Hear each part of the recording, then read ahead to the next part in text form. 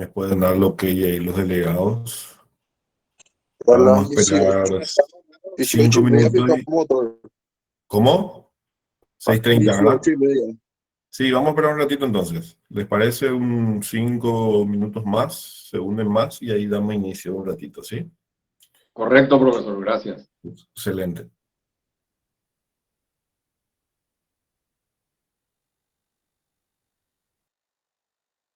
Vamos a dar inicio a una clase más de historia diplomática. Buenas noches, profesor. Buenas. Vamos a debatir dos temas en particular. Hoy vamos a sentar las bases de dos sucesos trascendentales, ¿verdad?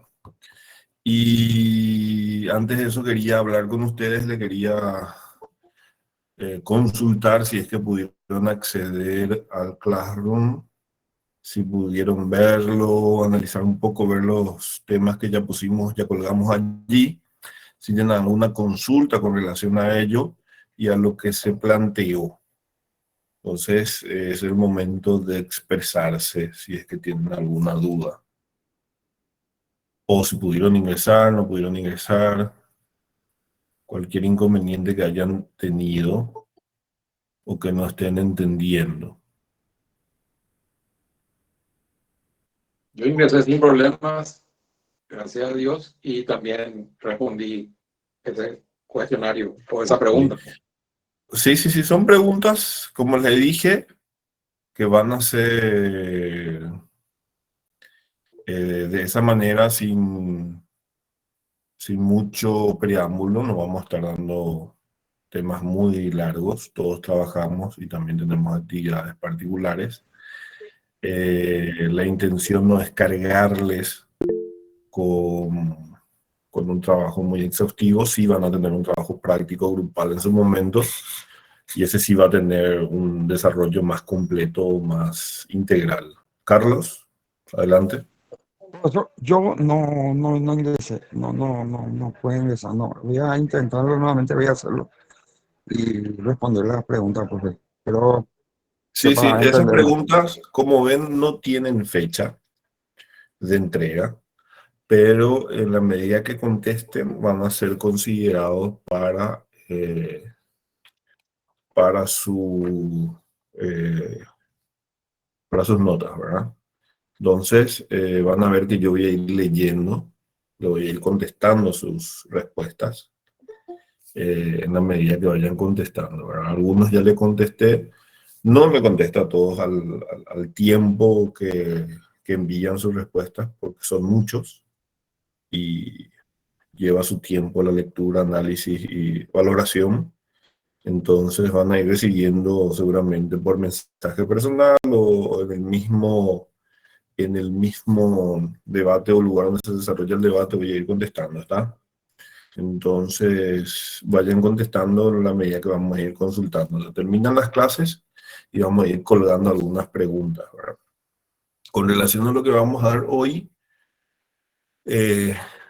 hay un punto en particular que les voy a estar consultando que no tiene nada que ver con historia ni con derecho, tiene que ver con geografía y con sociología y es determinante para poder entender el contexto.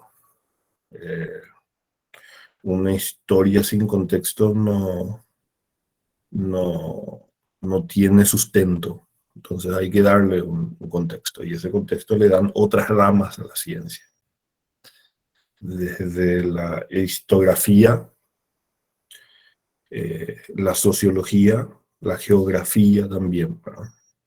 Entonces, tomando algunos puntos pequeños van a poder ir construyendo una idea más acabada de lo que estamos dando. ¿Está bien? Bueno, dicho esto, vamos a pasar a debatir el tema del día de hoy, ¿verdad? Hoy vamos a tocar, como les dije, dos puntos en particular. A ver si podemos proyectar algo.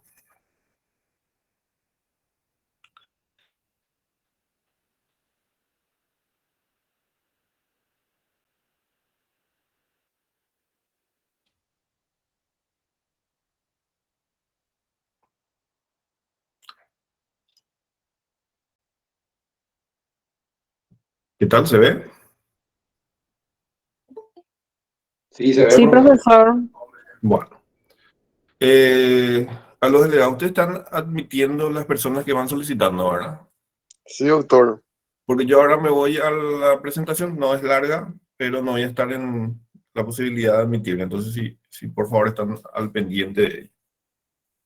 Excelente, doctor. Bueno, comenzamos. Para empezar, vamos a hablar primeramente de lo que dimos o vimos la semana anterior. Hablamos del Tratado de Tordesillas y la bula de Alejandro VI, ¿verdad? Eh, para, para Portugal fue un balde de agua fría el hecho de que Colón apareciese de repente en la costa de Lisboa con especias y oro, plata y otras, y indios y papagayos y demás, eh, demostrando que había llegado a la costa india, ¿verdad? ¿Y por qué eso? Porque ellos venían ya con un proceso político de construcción de la marina, tratando de bordear África para poder así consolidar ese camino a las Indias, ¿verdad?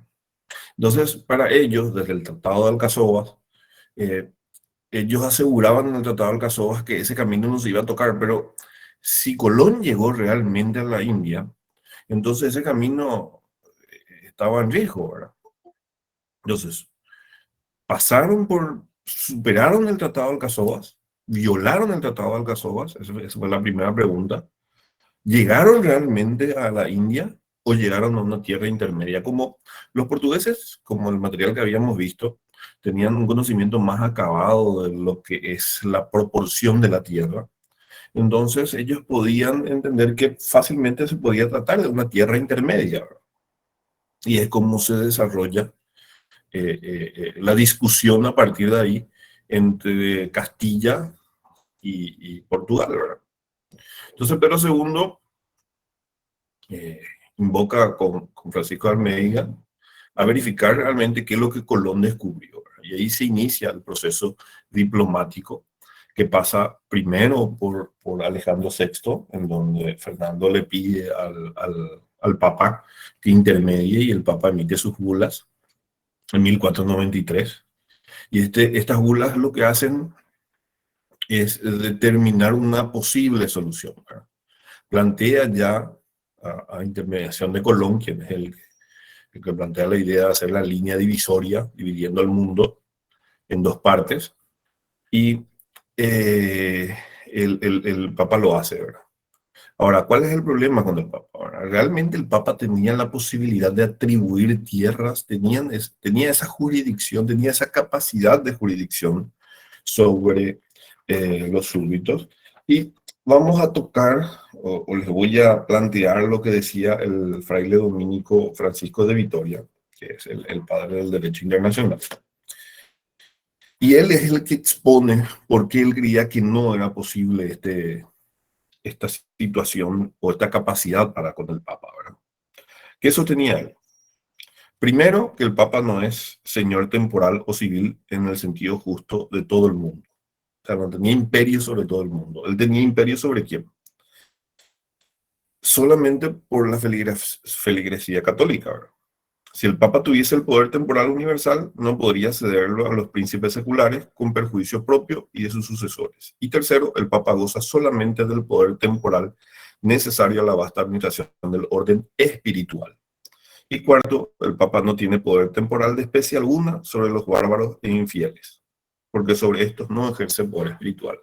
Entonces él podría eventualmente tener una capacidad o imperio sobre aquellos que profesaban la religión católica, ¿verdad? Entonces, y aún así se discutía si esa capacidad se extendía a poder atribuir tierras. Aparte de esa discusión de los glosadores sobre su capacidad jurídica para el efecto, tenemos que la delimitación que propone la bula habla de dos islas, Cabo Verde y Azores, que están ubicados en lugares distintos. Entonces, ¿desde dónde partía la línea que proponía el Papa? Entonces, genera otra vez una pequeña discusión.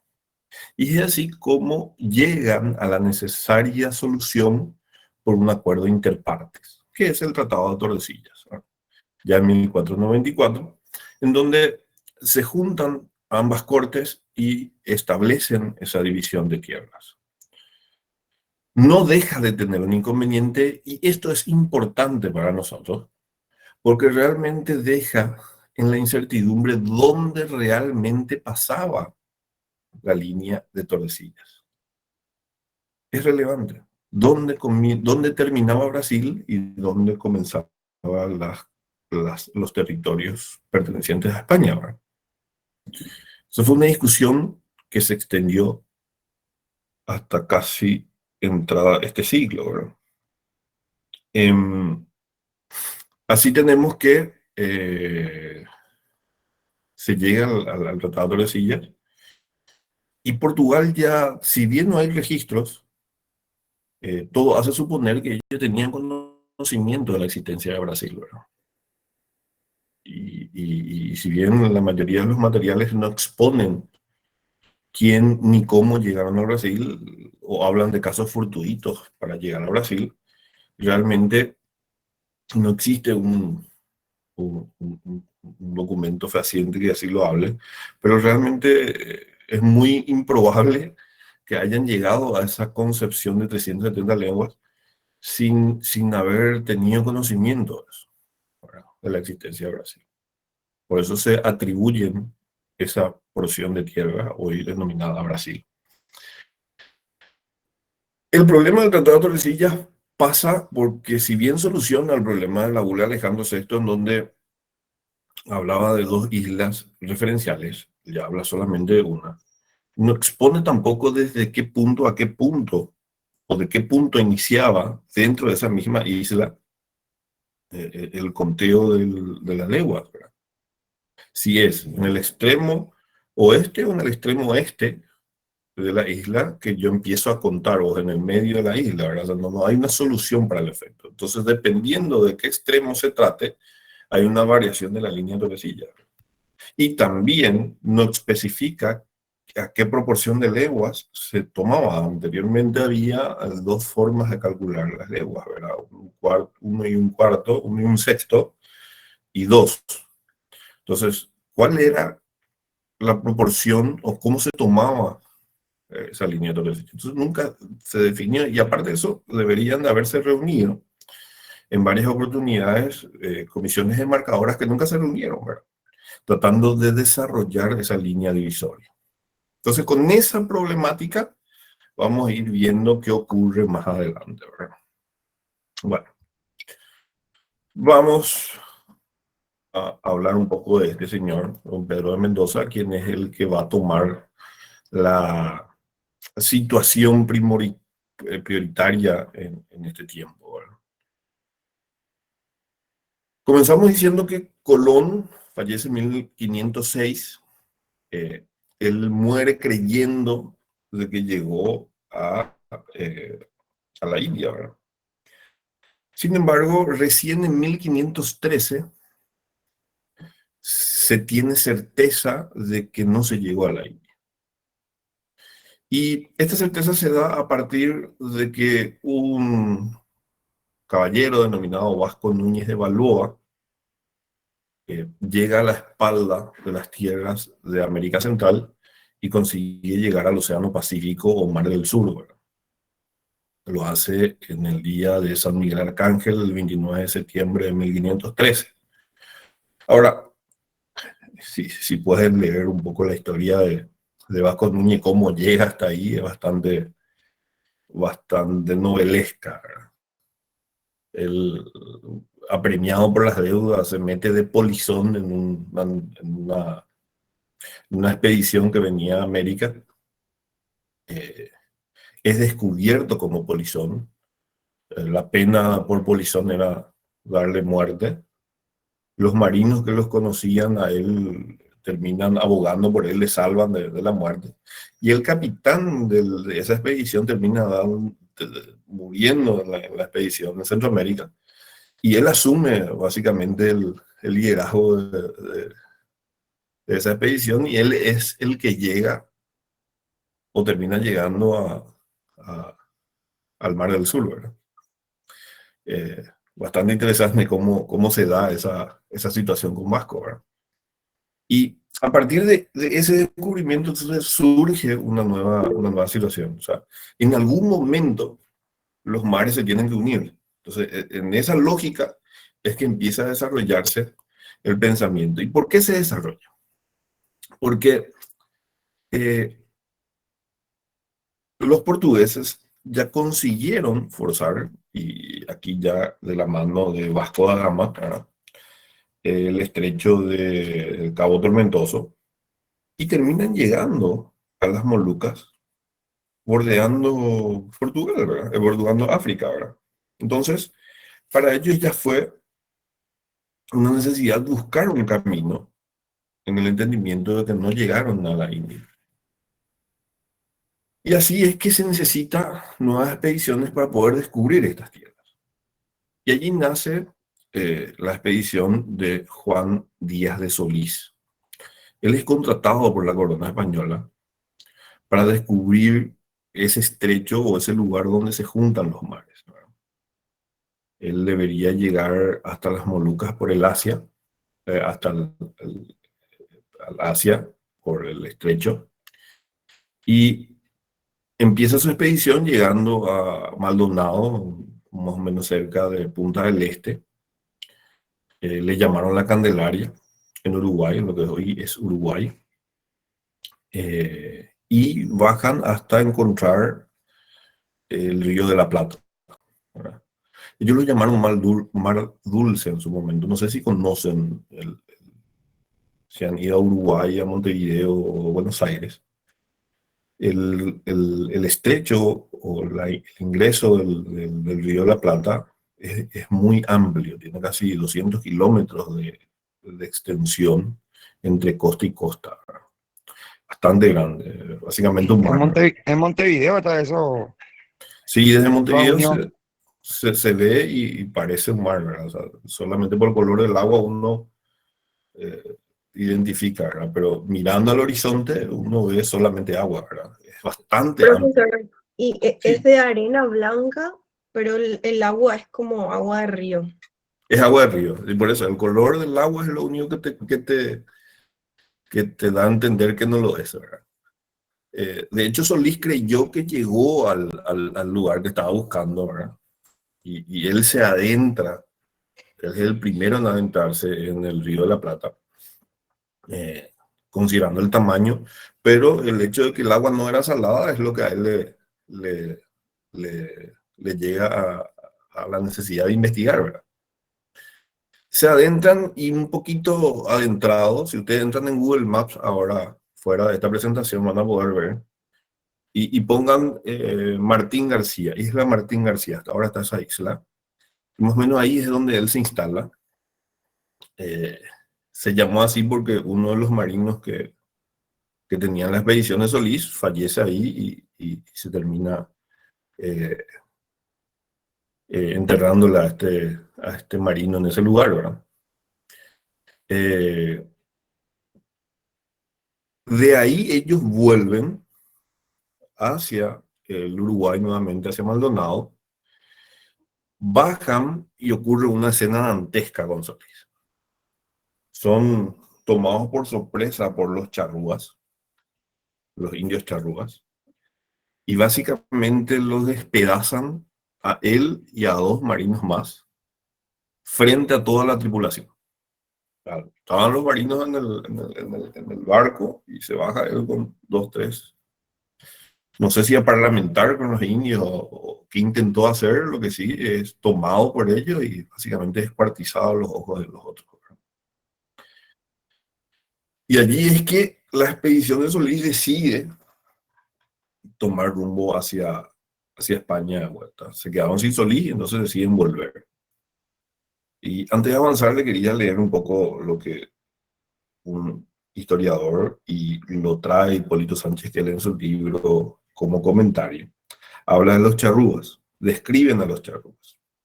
Dice, los charrúas andaban a pie, se guarecían en toldos, iban desnudos, no tenían instrumentos de música ni más armas que la flecha y las boleadoras. Se alimentaban de pescado y de caza menuda. El caballo, la guitarra, el facón son españoles. El rancho de terrón, de barro, el poncho, el chiripá, el mate y otros elementos indígenas son traídos por los españoles del Paraguay y del Alto Perú cuando fundan su reducción de Soriano. Los mismos nombres geográficos y vocablos indígenas incorporados a la lengua común de estos países son en su casi totalidad guaraníes, no charrúas. Es sabido que estos hablaban una lengua gutural casi imposible de pronunciar y que el propio lenguaje que usaban más tarde, posteriormente a la conquista, está lleno de influencias guaraníticas adquiridas por importación. Los charrúas prácticamente no tenían esa misma capacidad que tuvieron los aborígenes guaraníes de poder transmitir y darse a entender con otras parcialidades y con los europeos, ¿verdad? Entonces, tomando los charrúas, todo lo que hoy vemos en los gauchos charrúas lo tuvieron o lo adoptaron desde lo que Paraguay o Asunción se llevó para allá, posterior a la conquista, ¿verdad? Y no al revés, como pueden encontrarse en algún libro de historia o algo así, ¿verdad? Es común confundir eso. Por eso es que traigo a colación ahora, para que se entienda culturalmente cómo es que se desarrolla, ¿verdad? Bueno, volvemos a lo de Solís. La tripulación intenta volver a España. ¿Qué ocurre con esta tripulación? Frente a Santa Catalina, lo que hoy sería Florianópolis, Camboriú, toda esa costa que es muy bien recibida, o que recibe muy bien a los paraguayos, ¿verdad? Hubo un temporal y naufraga uno de los barcos que llevaba esta tripulación. De ese barco se salvan 11 tripulantes. Llegan a nado a la costa de Santa Catalina y encuentran allí indios guaraníes o aborígenes guaraníes, ¿verdad?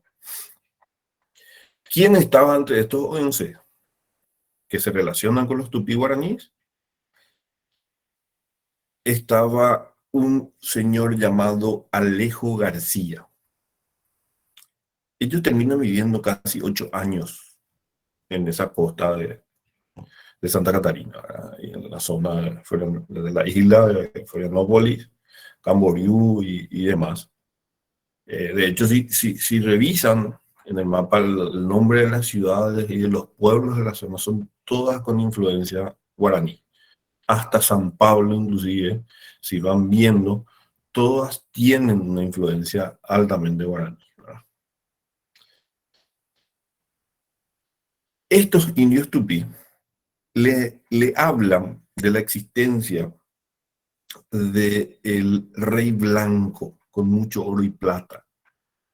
A esto le llamaban Tahuatinsuyo.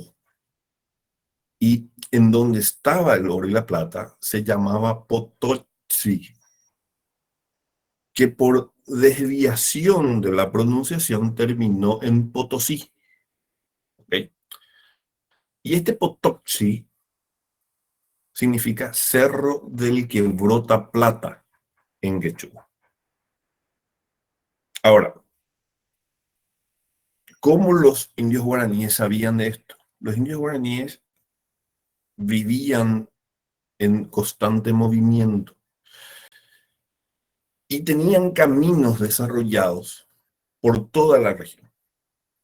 A ver, si ustedes ven un cerro, tipo de árboles, el río, todo eran marcas que ellos tenían y le mostraba un camino, y habían desarrollado por años y años el poder identificar estas figuras como marcas de camino. Y de esto le hablaban a Alejo García.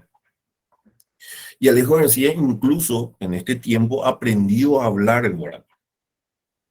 Así es que él decide adentrarse en la tierra, en la tierra americana, y tratar de llegar a este lugar, ¿verdad? Él toma un pequeño grupo de indios y 2 o 3 de sus compañeros marinos y él se adentra en América del Sur. En 1524 ya esto.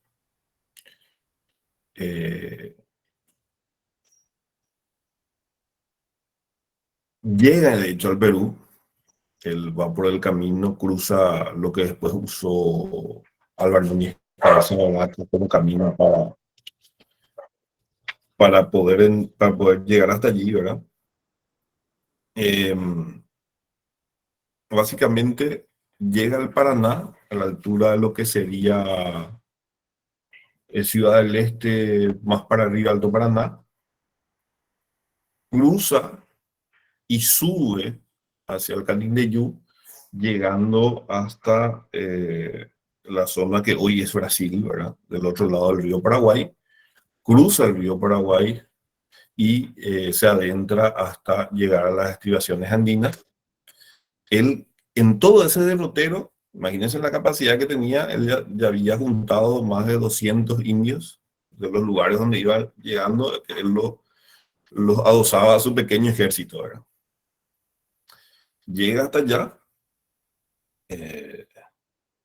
junta, acopia ropa, plata y demás, y se vuelve.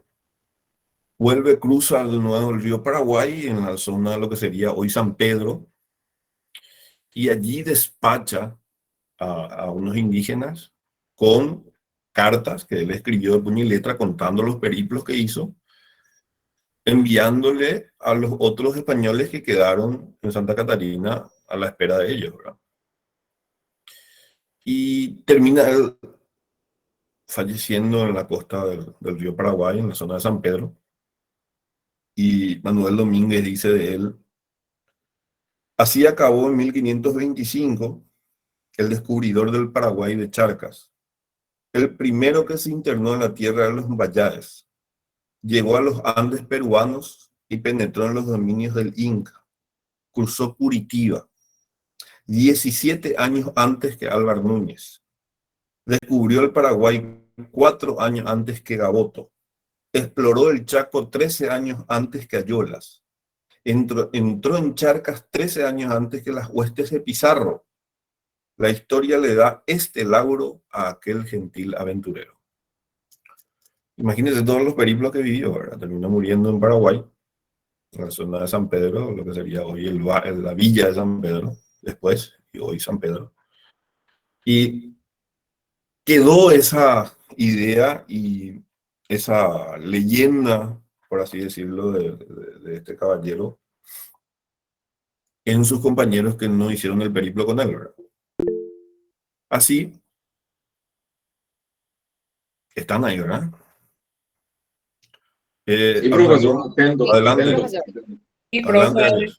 Doctor, estamos No, atentos. le quería hacer una consulta, si es posible, profesor. Sí.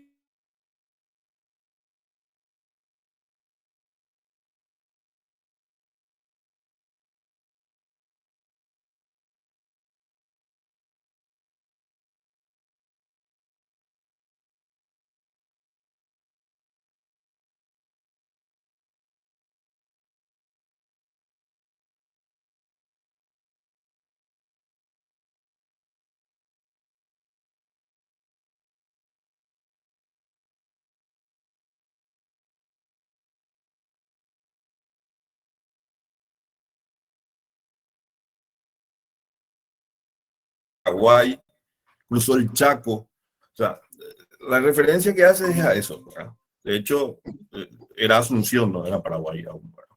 Entiendo, claro. Porque, o sea... hoy recién nosotros vamos a llegar a la creación de la ciudad de Asunción y por qué se crea Asunción, ¿verdad? Sí, ya. Correcto. Carlos. Gracias. Sí, profesor, uno Sí. cuando va a la isla de Florianópolis, justamente habla de eso, los guías turísticos. Uno se va y visita un árbol que está frente a la iglesia, en donde era el epicentro Sí, de la ciudad. Y ellos dicen luego que de aquí surgió la primera expedición que pisó tierra paraguaya. así mismo. Es lo que dicen ellos siempre.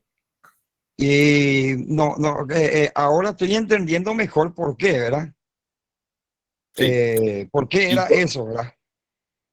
y cuando le deje la tarea van a entender mucho mejor todavía. Porque no va a ser una tarea extensa, sino para que puedan investigar un poco. Van a entender cómo los guaraníes pudieron desarrollarse en tan extenso territorio, ¿verdad? ¿Por qué? Y toda esa región de Brasil estaba ocupada por ellos. Lo que toda la región que hoy es hasta San Pablo, eh, Campo Grande, Mato Grosso, para acá, para abajo, tener Uruguay, toda la zona. Los charrúas tenían una pequeña porción, no eran más de lo que los payaguá tenían en el Chaco, ¿verdad? Eran pequeñas tolderías. Sin embargo, los guaraníes sí tenían un desarrollo más extenso de la región, llegando incluso a las primeras estribaciones andinas, o sea, lo que sería hoy Beni, eh, la gobernación de Beni en Bolivia, pero donde comienza los Andes, ¿verdad? Los Andes. Bueno, ¿estamos claros ahí? Continuamos. Sí, profe. Sí, Ok. Bueno, hago todo esto derrotero para darle contexto a la figura de don Pedro de Mendoza, porque si no, queda como flotando porque él es un adelantado, ¿verdad? Porque ¿qué buscaba la corona española? Eh,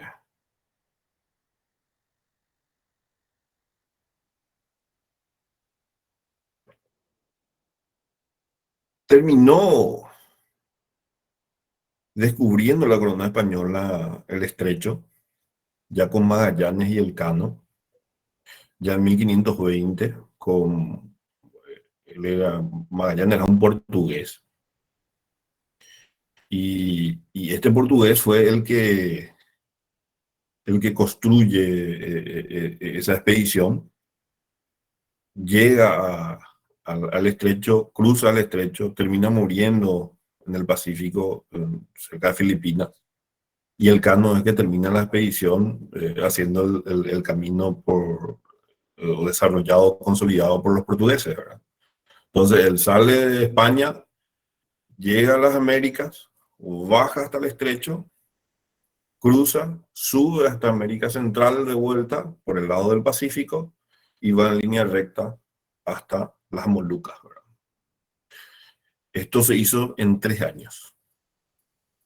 Terminado eso, la corona española decide realizar una nueva expedición en 1528, similar a la de Magallanes, y le envía a Gaboto. Acuérdense que García termina muriendo en 1525, ¿ok? Y Gaboto va en 1528 a copiar o a hacer un derrotero similar al de Magallanes. Pero Gaboto llega a Guanabara, a Río de Janeiro, donde había un pequeño contingente portugués, y le cuentan de la situación o del Potosí, ¿verdad? Y le cuentan además que en Santa Catarina había españoles viviendo allí. Baja hasta ese lugar Gaboto y le terminan mostrando las cartas y lo que había enviado este señor Alejo García de su expedición, ¿verdad?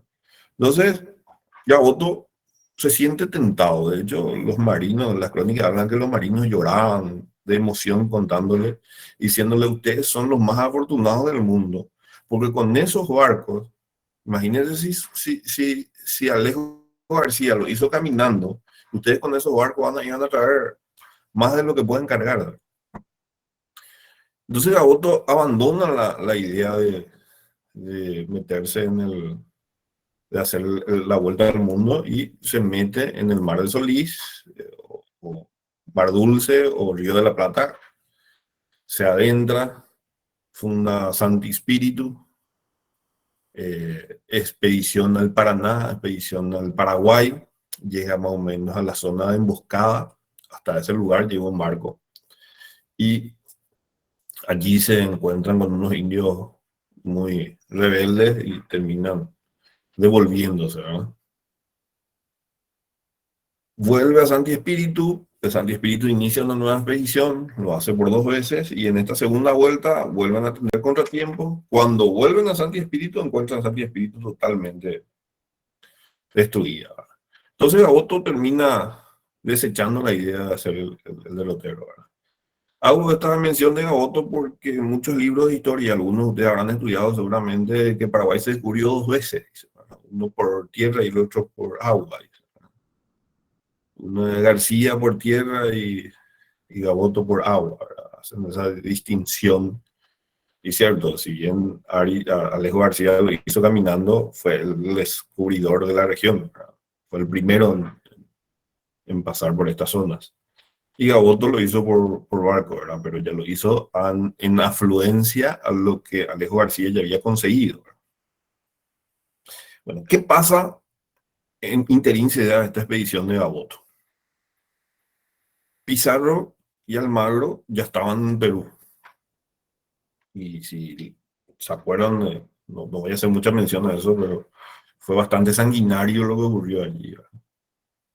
De hecho, ellos toman prisionero al rey Inca y terminan cobrando un rescate, que eran básicamente 2 barcos de oro y plata, ¿verdad? Y eso él lleva a la corona española. Y el rey de España entonces encuentra o se siente tentado a la idea de seguir descubriendo más. Y allí es donde se genera esta confusión, ¿verdad? Por un lado, Pizarro demostrando en 1534 la existencia de esta cantidad de oro. Y por otro lado, la fábula del Potosí, que ellos entendían que era otro lugar, distinto a lo que Pizarro ya había descubierto. Seguramente los portugueses tenían una mayor certeza de que no era así, ¿verdad? Que era el mismo lugar. De hecho, muchas crónicas hablan de ir a descubrir el Perú por otro camino. ¿Y cuál lo que era ese otro camino? Y ese otro camino era lo que había hecho Alejo García en su momento caminando. Entonces Portugal genera una expedición ya militar prácticamente tratando de cruzar por el camino de Alejo García, discutiendo desde allí la línea del Tordesillas. Entonces ellos, para poder justificar la posibilidad de hacer esa expedición militar, construyen de que la línea de Tordesillas no es donde actualmente se cree que es, sino es más adentrándose en tierra. Y a partir de allí es que se genera esta rivalidad, esta discusión sobre cuál es la frontera entre uno y otro. Entonces, Brasil o Portugal quiere forzar esa línea. Pretende también hacerse de las riquezas que la corona española se está adueñando. Bueno, todo esto para conceptualizar a este caballero. Aquí es donde entra don Pedro de Mendoza. ¿Por qué entra don Pedro de Mendoza? Primero, don Pedro de Mendoza es un caballero de Alcántara, militar, muy religioso.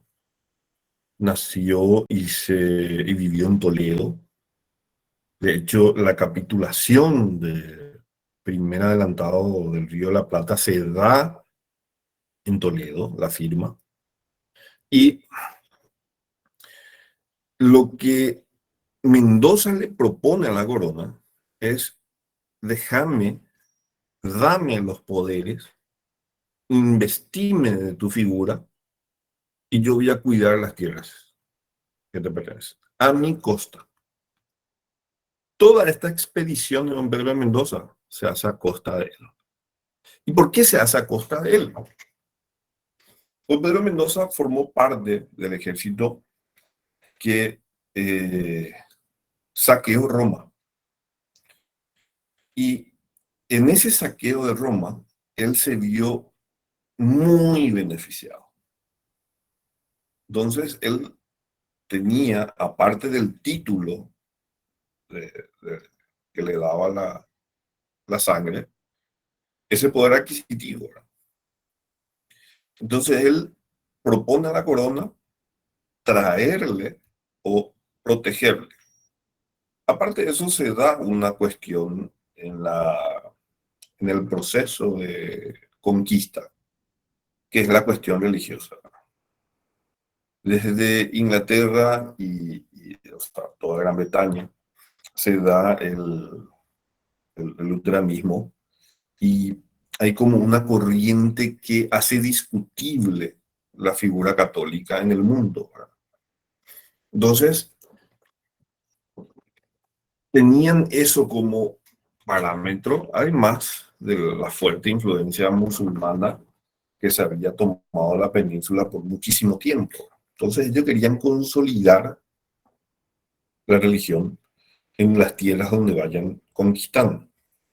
Entonces se da un factor político, un factor económico, que era poder acceder a esas riquezas, ¿verdad? Y un factor religioso, ¿verdad? Todos conjugados a los efectos de poder realizar estas expediciones.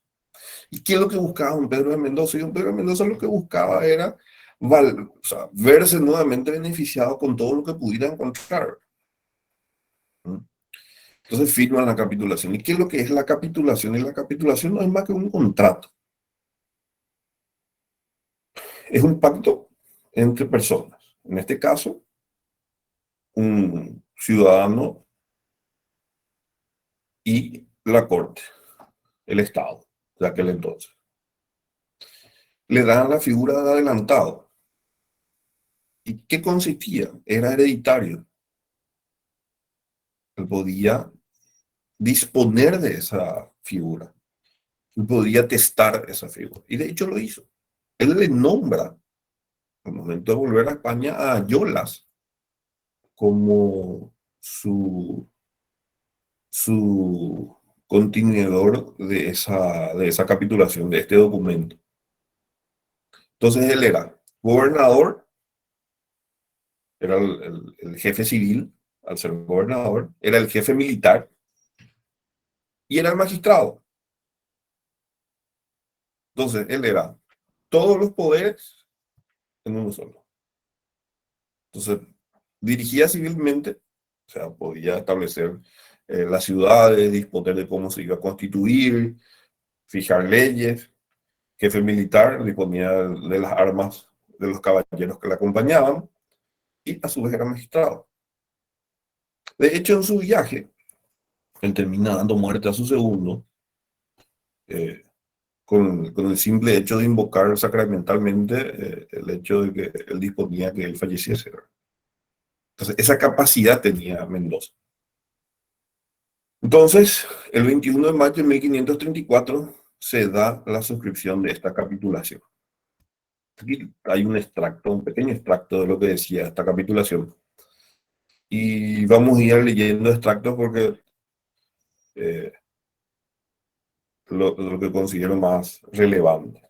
Y me quedo con la primera parte, dice: por cuanto vos, don Pedro de Mendoza, mi criado y gentil hombre, de mi casa me hiciste relación, que por la mucha voluntad que tenéis de nos servir y del acrecentamiento de nuestra corona real de Castilla, os ofrecéis de ir a conquistar y poblar las tierras y provincias que hay en el río de Solís, que llaman de la Plata, donde estuvo Sebastián Caboto, y por allí calar y pasar la tierra hasta llegar al mar del sur. Entonces cruzar hasta el Pacífico. Esta expedición fue una expedición militar. Él tenía 11 carabelas, 1.500 expedicionarios, y acompañaban a esta expedición otros europeos, entre ellos alemanes. Uno de los que acompañó, por ejemplo, fue Ulrico Schmid, el primer historiador de América, quien después de volver, él es el que empieza a difundir los libros que relatan lo que ocurrió aquí, ¿verdad? Y lo que ellos vivieron, ¿verdad? venía secundado por Juan de Ayolas y Juan de Osorio. Juan de Osorio es el que termina en una conjura dado muerte por el hecho de tildársele de conspirador y de amotinador, ¿verdad? Le hicieron creer a Mendoza de que Osorio estaba conspirando para hacerse de los títulos que él tenía y termina dándole muerte, ¿verdad? Y ahí es donde le digo que Mendoza expone simplemente su voluntad por boca y esa voluntad es cumplida, ¿verdad? Es ley. ¿Qué dijo Mendoza? Dice: donde quiera y en cualquier parte de su defensa, dicto esta cruel sentencia. Donde quiera y en cualquier parte que sea tomado el dicho Juan de Osorio, mi maestre de campo, sea muerto a puñaladas o estocadas, o en otra cualquier manera que le pudiera hacer, las cuales le sean dadas hasta que el alma le salga de las carnes. Esa capacidad tenía Mendoza en su expedición. Vamos a hablar de la expedición y vamos a establecer lo que se denomina las provincias gigantes de las Indias.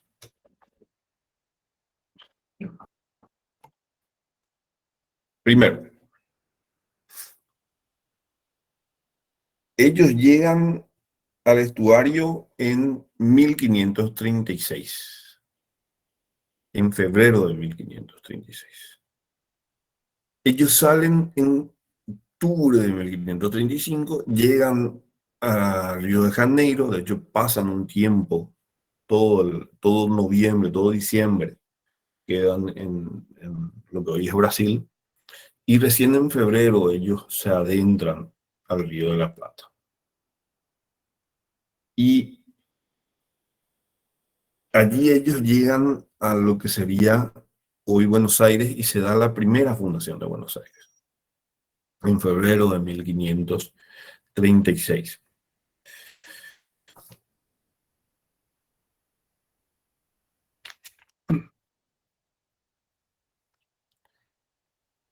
En ese... ¿Por qué se llama Buenos Aires? Buenos Aires hace referencia a Nuestra Señora del Buen Aire, o Bonaira. Nuestra Señora de Bonaira es una protectora de los navegantes, muy difundida en el Mediterráneo. Y como los españoles en el Mediterráneo tenían mayor ascendencia, entonces le tenían a esta patrona de la navegación. Como el derrotero, el viaje de España hasta lo que fue Buenos Aires fue sin muchos contratiempos, entonces se decide por este nombre según algunas crónicas, ¿verdad? Ahora, lo que estas personas vivieron a partir de allí fue una situación más que dolorosa. Se instalan en Buenos Aires, sería en la zona de lo que se llama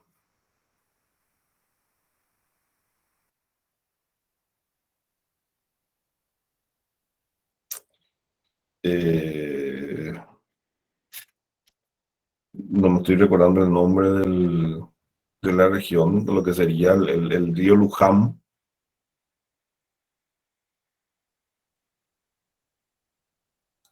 Y el suelo como que que evitó aceptarlos en la región. Como es una zona bastante difícil de cultivar, ellos armaron la estocada con madera y demás. Al principio los indios fueron amigables, pero con el tiempo se tornaron más violentos y difíciles de tratar.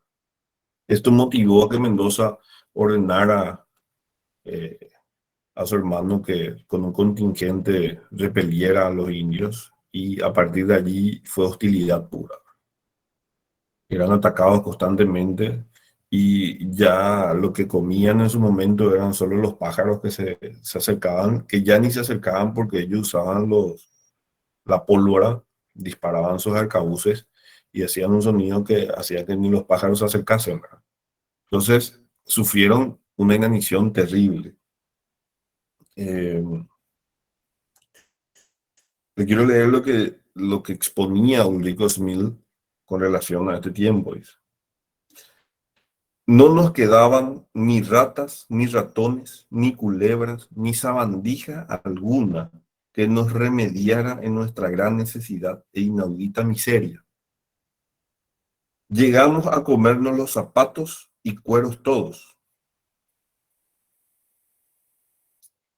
Esa era la situación que vivían estos españoles o esta expedición en Buenos Aires. Muchos fallecieron de hambre y es allí cuando Mendoza ordena a Yolas a la expedición por agua. Yolas sube el río Paraná, llega a fundar el puerto de Corpus Christi, donde estaba el Santi Espíritu de Caboto, y se adentra en el Paraná. ¿Verdad? Después vuelve él con pescado y demás, y salen de Buenos Aires dejando Buenos Aires. Allí Buenos Aires prácticamente queda abandonada. Permiso, profesor. Sí, adelante. El río Luján que usted se refiere es el de la desembocadura del río Paraná. Exactamente.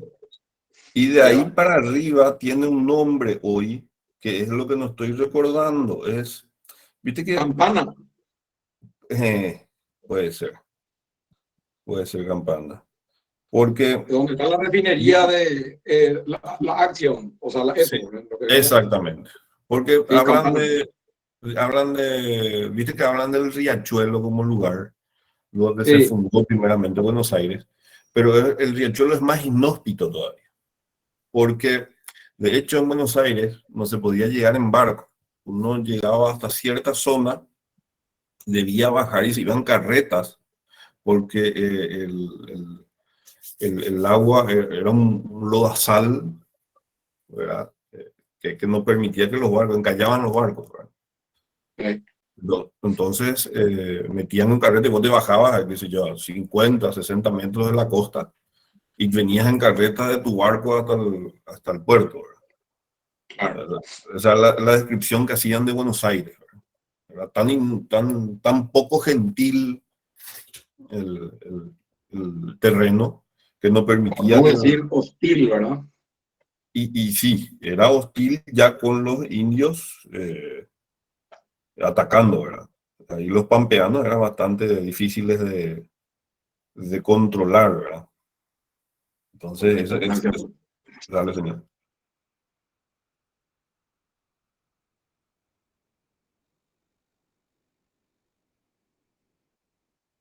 Parque Lezama, ahí está, cerca del Retiro.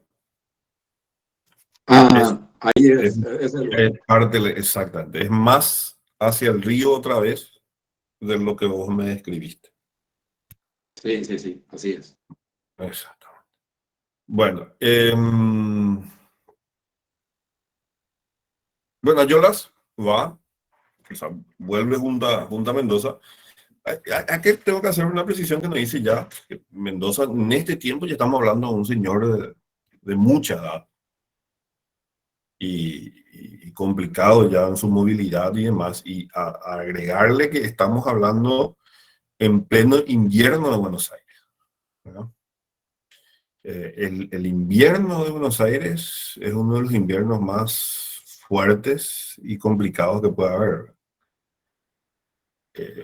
Uno puede tener aquí 5 grados y es tolerable, pero 5 grados allá es bastante crudo, ¿verdad? Hay una diferencia en el frío, en el viento que no sé cómo describirlo, ¿verdad? En toda la región, de hecho. Pero a él le achacó mucho este periodo que él estuvo casi sin comer, con estas dificultades, generando que cuando ellos van al Santi Espíritu, del lugar donde fundó, perdón, al Corpus Christi, donde fundó Ayolas, él ya estaba casi postrado, ¿verdad? Entonces, Ayolas hace sus expediciones, remonta al Paraguay y llegan a lo que sería la Candelaria, ¿verdad? Fundado también por él. Y Ayolas deja allí en la Candelaria a esta figura emblemática de la historia paraguaya, que es Domingo Martínez Giraldo. Y él se adentra en el Chaco. Lógicamente, esto no era conocido por Mendoza, que quedó en Corpus Christi. A Mendoza es depositado, se queda allí, Ayolas sube y ya deja de tener noticias de Ayolas, ¿no? Estamos hablando ya de octubre de 1536, es cuando se va a Ayolas. Pasó el invierno, en octubre Ayolas inicia su expedición y en enero recién de 1537 Mendoza ordena a Juan de Salazar y Espinosa a ir en busca de noticias de Ayolas. ¿Ok? ¿Qué pasa con Mendoza? Mendoza termina esperando noticias, tampoco vuelve rápido Juan de Salazar, y el 23 de junio termina falleciendo en alta mar Mendoza, volviéndose a España. Evidentemente él se sintió ya incapaz de seguir, de poder continuar, que quería volver a España a morir. Le nombra a otra figura determinante que se disputa la gobernación con Domingo Martínez Irala, que es Luis Galán, Francisco Luis Galán, en Buenos Aires, y lo que sería Corpus Christi, ¿verdad? Y se vuelve a la España. Por el camino, en el medio del Atlántico, no sabemos en qué punto del Atlántico, termina falleciendo Mendoza. Y tampoco Ayola, Domingo Martínez Irala, Juan de Salazar y Espinosa y Guzmán pudieronse enterar de esto, ¿verdad? ¿Ok? Bueno, y así termina lo que fue la expedición de Mendoza.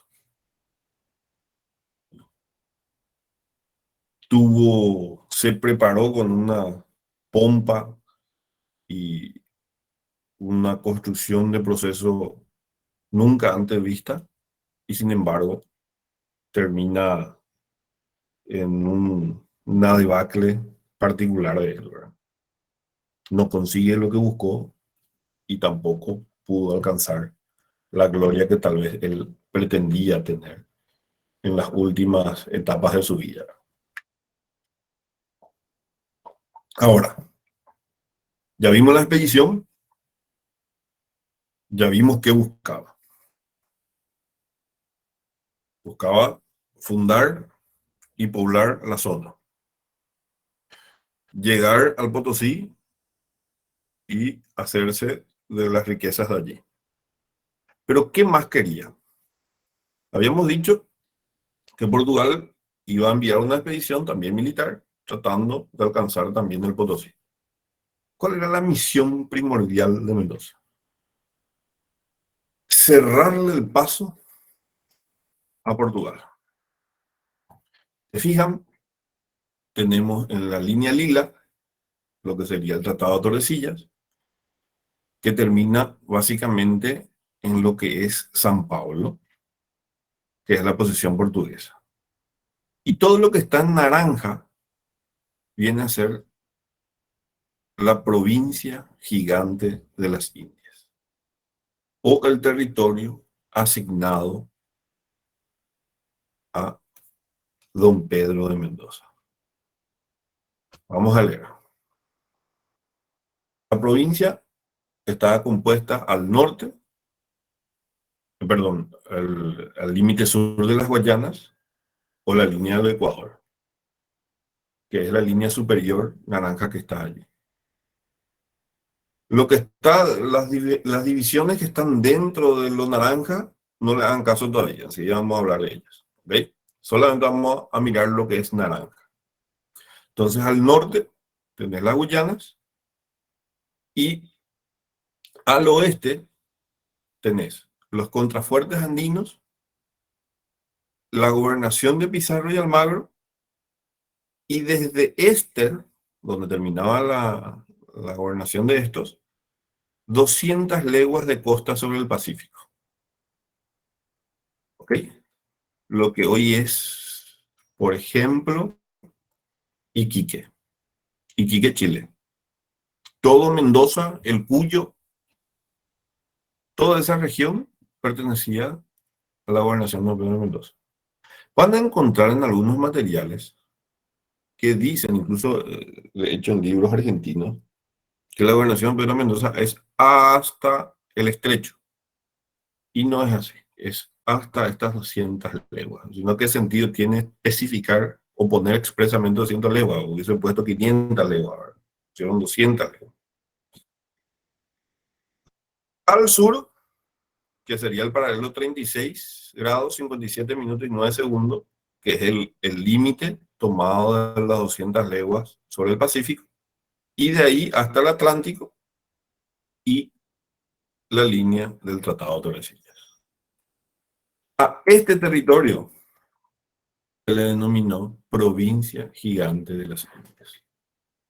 ¿Cuál era o cuál fue, después de la muerte de Mendoza, el centro neurálgico de esta Provincia Gigante de las Indias? Asunción. ¿Ok? Entonces, la capital política de toda esta región fue Asunción. Mendoza, entonces, lo que buscaba es que los brasileros, o los portugueses, perdón, mejor dicho, los portugueses, no tomasen el camino de Alejo García por tierra para llegar hasta el Perú. Defendiendo el territorio de la corona y fundando allí tierras fuertes y ciudades. Que a la postre es lo mismo, ¿no? Si uno habla de fuerte, habla de ciudades, habla de tierras o de... estamos hablando de ciudades, ¿no? Bueno, esta es la provincia gigante de las Indias. Todo lo que está dentro de lo que serían las líneas naranjas son los desprendimientos que vamos a ir estudiando a partir de ahora. ¿Ok? El primero, que es el Cuyo y lo que serían las 200 leguas sobre el Océano Pacífico, que se da en 1548 y 1552, ¿verdad? Que vamos a ver en la lección 2. 1569 después, que es la zona del Amazonas, propiamente dicho, del Ecuador para abajo, que de hecho terminó adueñándose Brasil. Luego tenés 1560 Santa Cruz de la Sierra, la fundación de Santa Cruz de la Sierra, que se funda desde Asunción. Y posteriormente la creación del Virreinato del Río de la Plata, con la división de Asunción con Buenos Aires. Buenos Aires termina siendo una gobernación que aglutinó a Santa Fe y a Corrientes, y Paraguay se queda con Villarrica, el Espíritu Santo, Santiago Jerez y Ciudad Real, que terminan desapareciendo, ¿verdad? Que es la zona ahí de Mato Grosso, que ven que en 1777 por el Tratado de Permuta se termina perdiendo también. Y queda eso que dice Paraguay ahí como el territorio a discutir, y que termina siendo discutida en la Guerra de la Triple Alianza y en los tratados sucesivos a eso. ¿Sí, señor? Sí, usted ahí mencionó Villarrica. Sí, Villarrica, el Espíritu Santo. Villarrica del Espíritu Santo en realidad se fundó en lo que era anteriormente este territorio brasilero, que No, con el siempre fue, avance de los bandeirantes vino cayendo y se quedó en donde actualmente está ahora, profesor. así mismo es, así mismo. La ciudad, ¿cómo era? Ciudad Este, Real y Santiago Jerez. sí, bueno, y Villarrica vino como quien dice, migrando así la ciudad y se quedó hasta donde está ahora, porque los brasileños empezaron o sea, los bandeirantes empezaron a, a ocupar las tierras.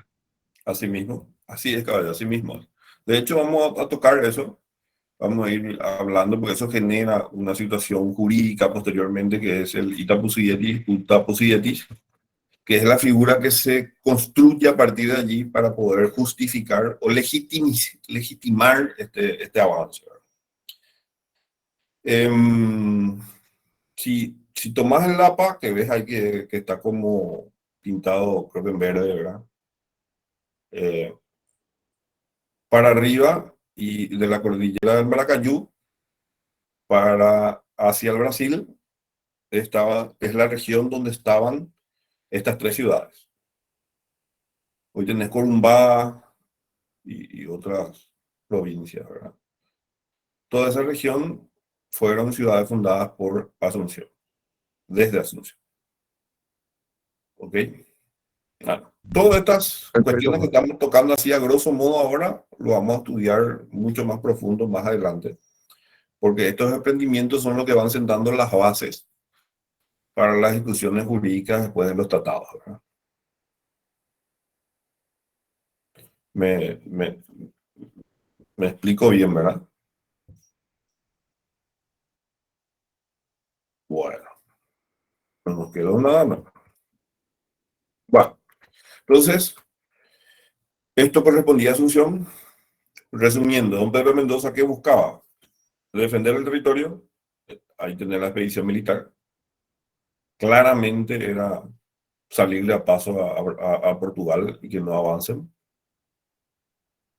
La fundación y creación de ciudades y hacerse de las riquezas de la región. ¿Mm? Todo esto dentro de lo que se denominó provincia gigante de las Indias. Bueno, pasamos ahora a seguir con lo que nuestro... Adelante, Gonzalo. Profe, Sí. ¿quién dio esa denominación de provincia gigante de las Indias? Se fueron denominando los distintos materiales que se fueron desarrollando, ¿verdad? No sé precisamente quién fue el primero en usarlo, pero en principio hablamos de la gobernación de don Pedro de Mendoza nomás, tomando el territorio que abarcaba, que es muchísimo más. Imagínate Pizarro y Almagro, que fueron los otros dos grandes conquistadores de América del Sur, ni por asomo tenía el tamaño de lo que tenía la provincia que le otorgaron a Mendoza. ¿Verdad? Es solamente... Profesor, Sí. yo estimo que don Pedro de Mendoza fue el que denominó ese provincia gigante de la India, pensando de que ellos estaban llegando a la India, ¿verdad?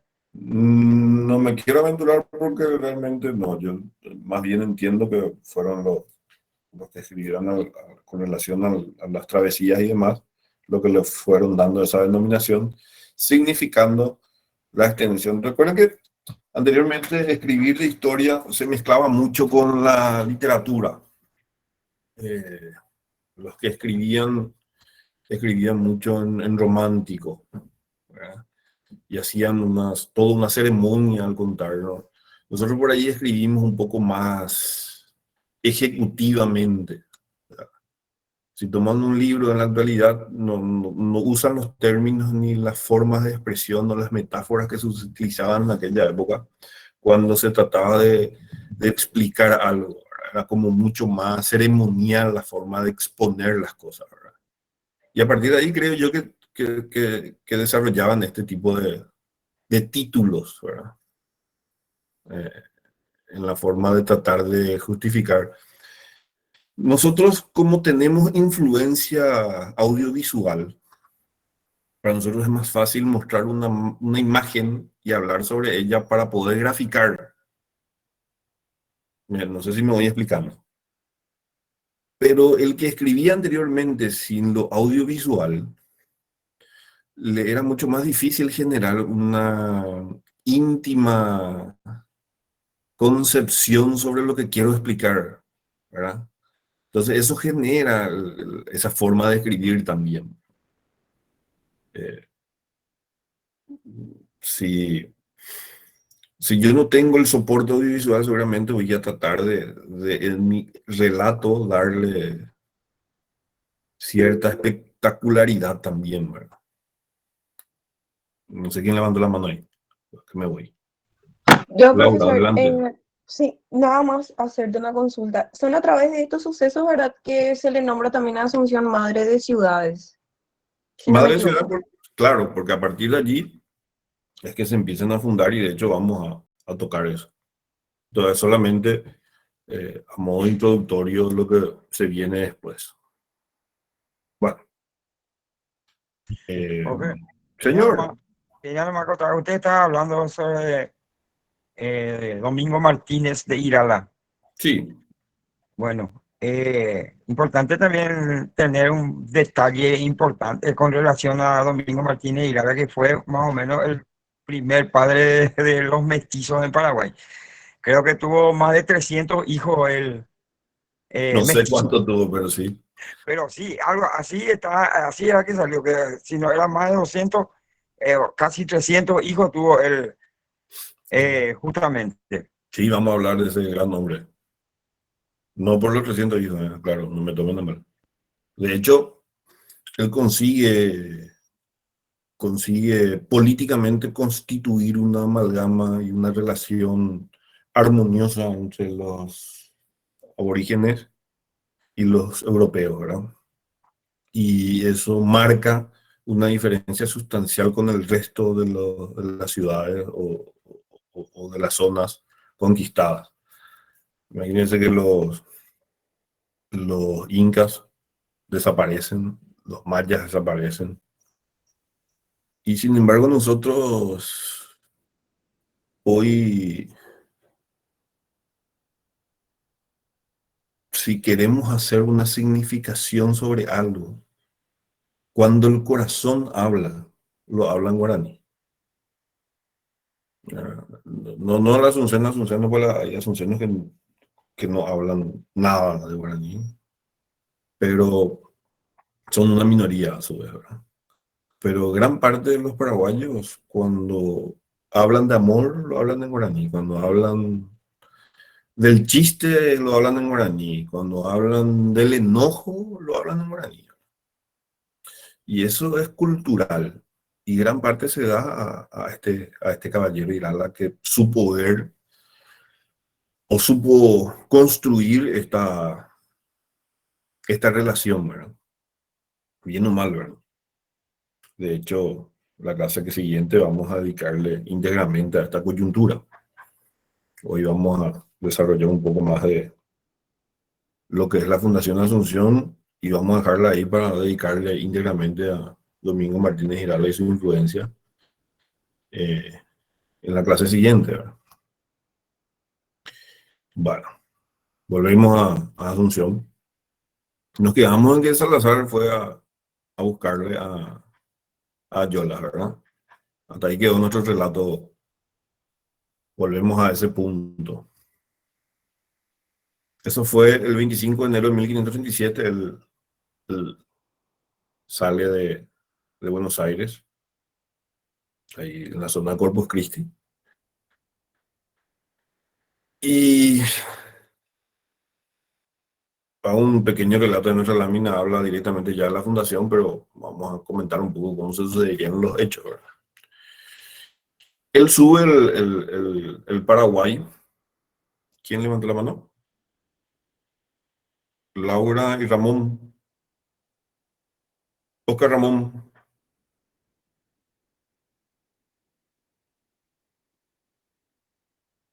Laura, esa es de la intervención anterior nomás, ¿verdad? Sí, profe, del anterior más, ya, Ah, ya ok, quito. ok. ¿Y Oscar? No sé si tu micrófono está apagado, Oscar, o... Bueno, continuamos hasta que Oscar se solucione su problema de audio. Bueno, entonces Salazar remonta al Paraná, buscándolo a Yolas, llevando seguramente un mensaje de Mendoza, ¿verdad? Y llegan a la zona de lo que es Itaputahua. Y hoy si conocen la zona de Varadero, más o menos, que es entre el centro de Asunción y lo que sería el Club de Puerto Sajonia, tenemos de hecho la región de Itaputapunta. Y esto es un poquito antes de adentrarse a la bahía. De hecho, él se adentra en la bahía. eh, la bahía estaba dominada, o lo que sería Asunción, por lo que era el cacique Caracara. ¿Mm? Ahí tenemos una calle en Asunción con el nombre de cacique Caracara. Y allí estaba el denominado Paraguay. Si lo que conocen del interior y conocen gente del interior y le preguntan, o cuando les dicen que van a venir a Asunción, ellos no vienen a Asunción, ellos vienen a Paraguay hasta hoy, ¿no? Es Paraguay. Asunción históricamente se denominó Paraguay. Y en el libro del profesor Hipólito Sánchez Kell hace mención al Valle de los Papagayos, ¿no? Otros denominan al agua que viene del mar porque los aborígenes lo tenían al Mato Grosso, a las aguas del Mato Grosso como el mar, ¿verdad? Lo cierto es que no hay un único sentido para determinar el significado del término Paraguay o Paraguay, ¿verdad? Entonces, Juan de Salazar allí toma contacto con el cacique Caracara y él a partir de allí entiende la necesidad de fundar este puerto o este fuerte, ¿verdad? De hecho, él mismo establece esta denominación y él cuenta y dice: a la subida de este río del Paraguay, llegamos a este paraje de la frontera y vistas de las grandes necesidades pasadas, este testigo, por él mismo, por Salazar, tomó parecer de Hernando de Rivera, de Gonzalo de Morán, de Gonzalo de Mendoza, de dos religiosos y otras personas, si les parecía que era bien y convenía al servicio de su majestad hacer un fuerte en este paraje y hacer paces con esta generación de indios carios, los cuales, Rivera, Gonzalo de Mendoza, etc., dijeron ante Amador de Montoya, que era el escribano de su majestad, que le parecía bien y cosa muy útil y provechosa a esta conquista. Y así, visto lo susodicho, sentaron paz en concordia con los indios de esta tierra y les dijeron que de vuelta se haría una casa y pueblo.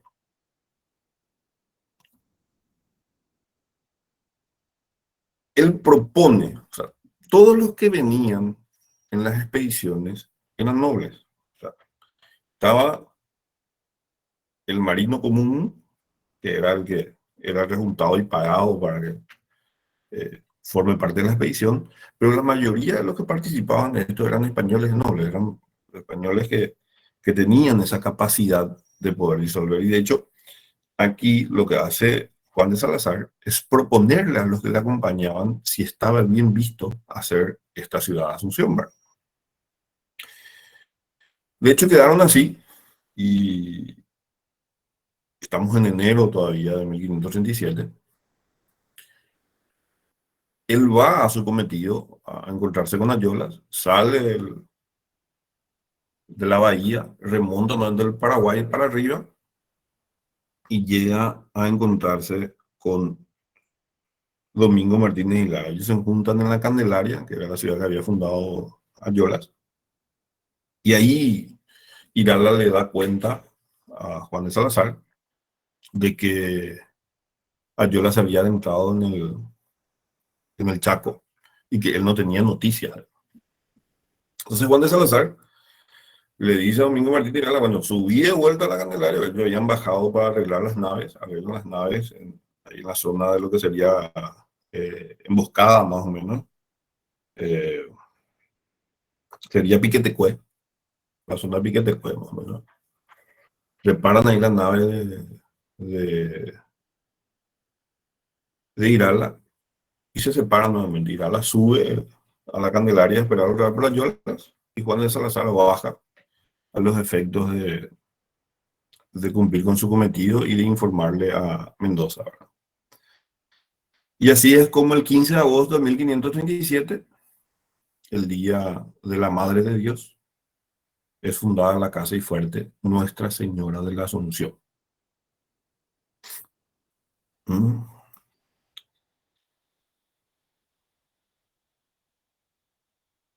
¿Dónde mismo se fundó? ¿Cuál es la ubicación?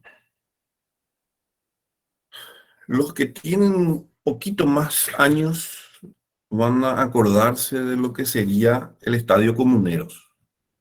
¿Alguien aquí tiene idea de dónde quedaba el Estadio Comuneros?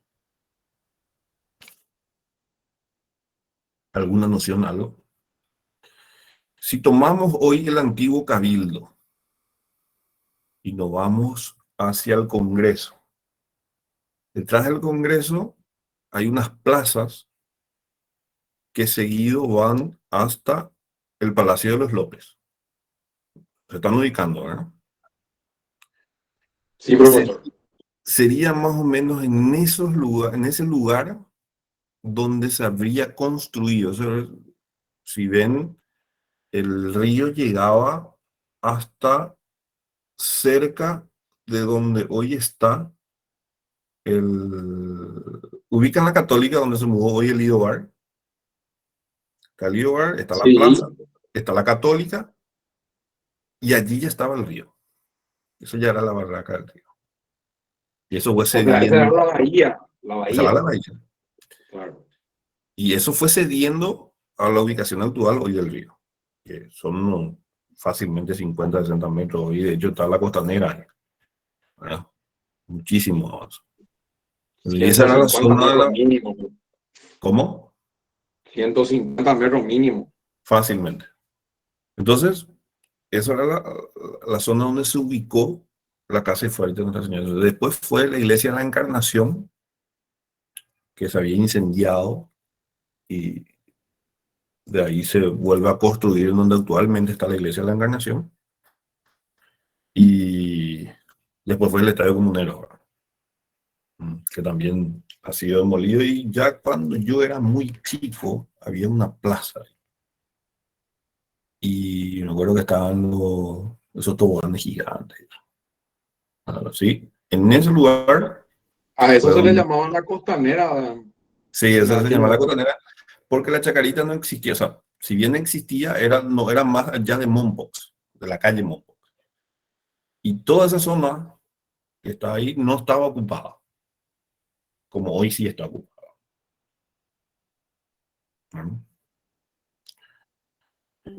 Bueno, vamos.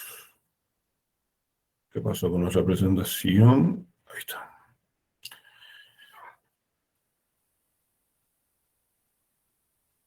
Y aquí se generan varias discusiones con relación a quién fundó la ciudad de Asunción.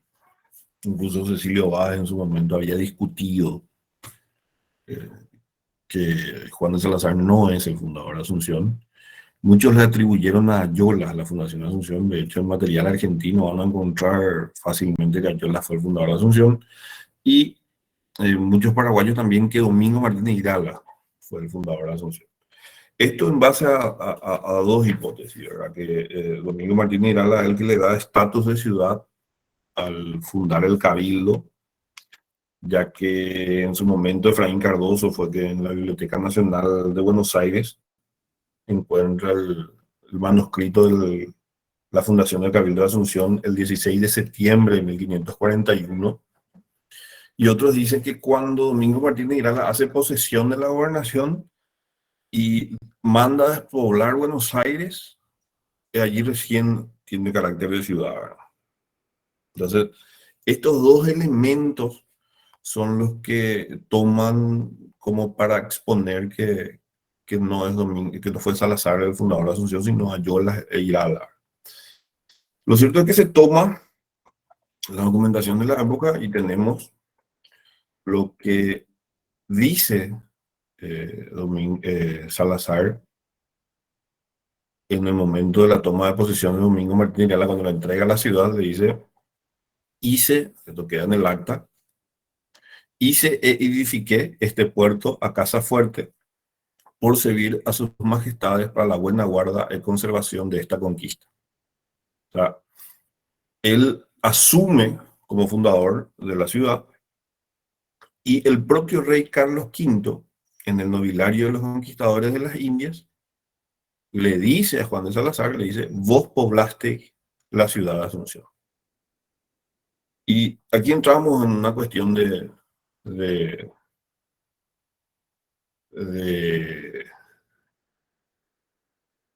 ¿cómo se llama? De semántica, ¿verdad? ¿Qué se denomina poblar? ¿Qué significa poblar, ¿verdad? Y tomando cómo se expresaba en aquella época, poblar significa fundar ciudad, ¿verdad? Entonces, queda categórico el hecho de que la fundación se da a través de Juan de Salazar y de Espinosa. Bueno, quisiera llegar hasta aquí el día de la fecha. Y adentrarnos, como les dije, en lo que se da a partir de allí avanzar, ya tratar de terminar la lección 1, la próxima clase, y ya pasarnos a lo que sería la lección 2, ¿verdad? Con esto quisiera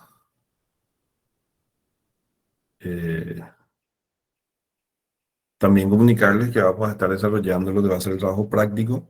Ya voy a colgar en el Classroom las directivas y voy a estar hablando con los delegados también al respecto para que podamos evacuar las dudas y a partir de ahí ya construir el calendario de exposición, ¿verdad? Entonces vamos a hacer un poquito más dinámicas las clases con su participación y mi participación, ¿verdad? Entonces no voy a estar aquí solamente exponiendo yo, sino vamos a estar haciendo algo más didáctico, ¿verdad? Interactivo. Más interactivo, ¿verdad?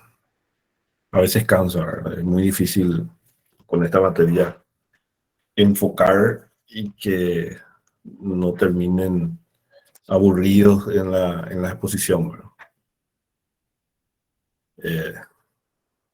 Tratamos de traer todo lo audiovisual posible para que esto no sea así, pero igual tiene sus pormenores, sus dificultades, ¿verdad? Bueno, suficiente por hoy, ¿eh? ¿Alguna consulta, duda, expresión, comentario? Abrimos debate. La ciudad, profesor, la ciudad de Rosario también partió la expedición desde Asunción para ser fundada. No. Santa Fe, sí. Santa Fe, sí. Sí. Santa Fe, categórico que sí. Santa Fe fue un puerto intermedio. Se vio la necesidad. En aquella época los barcos eran de madera, eran construidos en los astilleros de Asunción y eran de madera, ¿verdad? Y se vio la necesidad de buscar un puerto intermedio entre Asunción y Buenos Aires. Y ese puerto intermedio fue Santa Fe. Así también fue fundada Corrientes. Corrientes no tiene esa categoría de puerto como si lo tuvo Santa Fe. Corrientes más bien era un enclave militar estratégico para evitar avances. Hace rato el compañero, no me acuerdo quién fue, que habló de los bandeirantes, ¿verdad? Los bandeirantes llegaron hasta la zona de lo que es el Pané, que tuvieron acá, Guarambaré. De hecho, si uno baja el río para Buenos Aires, va hacia el Paraná, el río Paraguay me refiero, uno va a encontrar una serie de ciudades que en su momento, si hoy visitan, por ejemplo, Villafranca, van a encontrar una serie de casonas hermosas de la época, porque eran las ciudades que se construyeron como enclaves específicos para poder tener al río como controlado, ¿verdad? Villafranca, Villa Oliva, todas tienen la Villeta, donde está la iglesia de San Carlos, ¿verdad? Son todas ciudades que se fueron formando al efecto de hacer enclaves en el control del... Y Corrientes es una más de ellos, un enclave militar, fundado desde Asunción. Y la propia Buenos Aires refundada. Sí, claro. Cuando se refundó Buenos Aires partieron desde Asunción. Así.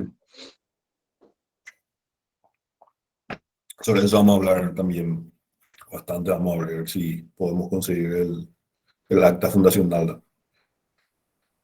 Bueno, ¿otra consulta? Profesor, ¿acaso no es peculiar que Paraguay sea el único país que tiene específicamente 2 descubrimientos, entre comillas? O sea, Sí. de Paraguay. Es una terminología que se usó en la historia, pero no se puede descubrir un lugar 2 veces, ¿verdad? Claro, yo Eh, recuerdo haber estudiado en el colegio. Mi profesor se llamaba el profesor Martín Infran, ujú. que no había sacado una teoría con datos periódicos de la época que decía que probablemente Alejo García no era un invento político de Brasil. No, Alejo García sí tiene el registro, ¿verdad? Alejo García desarrolló, bueno, podés establecer que Gaboto fue el único fundador, pero ¿cómo entendés que Portugal construyó toda una flota para enviar gente al Río de la Plata y tratar de llegar al Perú por el camino de Alejo? Y el que era el guía de esta expedición de Portugal era uno de los marinos que quedó en Santa Catarina, que era de los 11 náufragos de la expedición de Solís, con Alejo García. A ver, ¿se acuerdan que le dije que 11 sobrevivieron, verdad? Unos cuantos le siguieron a Alejo hasta Perú, Alejo ya no volvió, y se quedaron otros en Santa Catarina. Uno de estos que quedó, que está con nombre y apellido, que yo ahora no recuerdo, pero está el nombre y apellido de esta persona, es el que le acompañó a los brasileños para hacer esta expedición también. Hay un solo descubrimiento y yo le atribuyo al gran Alejo. Cada uno puede tener su concepción al respecto. Esto no es para pensar igual que yo o exponer lo que yo expongo. Simplemente yo le bajo los materiales que se usan en la cátedra y ustedes, como científicos que son, van a investigar y sacar su propia conclusión. Sí, claro. Gracias, profesor. Coincido con lo que pregunto. Así mismo. No, acá no hay una imposición de ideas, ni tampoco una imposición de posturas. Y en historia mucho menos. En historia mucho menos. Bueno. ¿Alguien más?